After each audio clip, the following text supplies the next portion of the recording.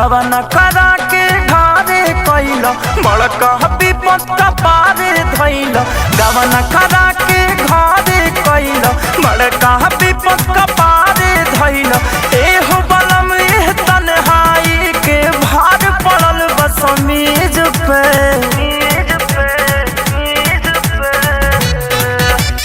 बर्फ के पानी रगड़त बानी बर्फ के पानी रगड़त बानी राजा हो अपना चीज पे बर्फ के पानी रगड़त बानी राजा हो अपना चीज पे।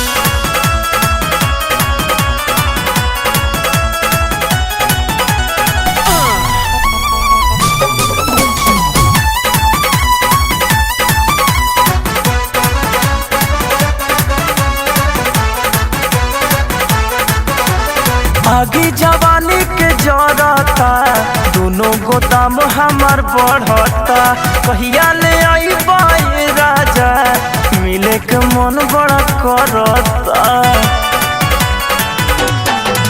आगे जवानी के जरता दोनों गोदाम हमार बढ़ता कहिया ले आई बाई राजा मिले के मन बड़ा करता।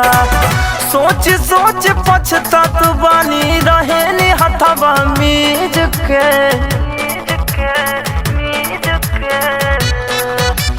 बर्फ के पानी रगड़त बानी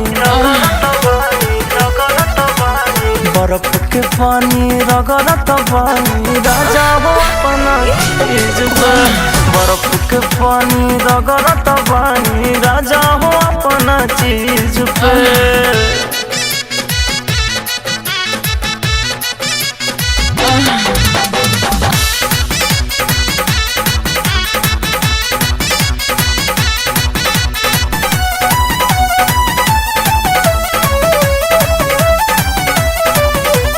भैले सोनू तो पाती हो करिहे उ बड़हन घाती हो भेके कपड़वा पानी से कहिया ले हो पर सटी हो।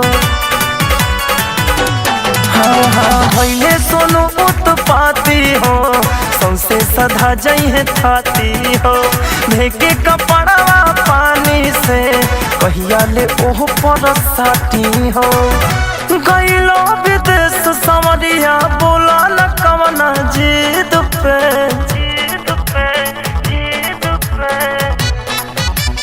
बर्फ के पानी रगड़त बानी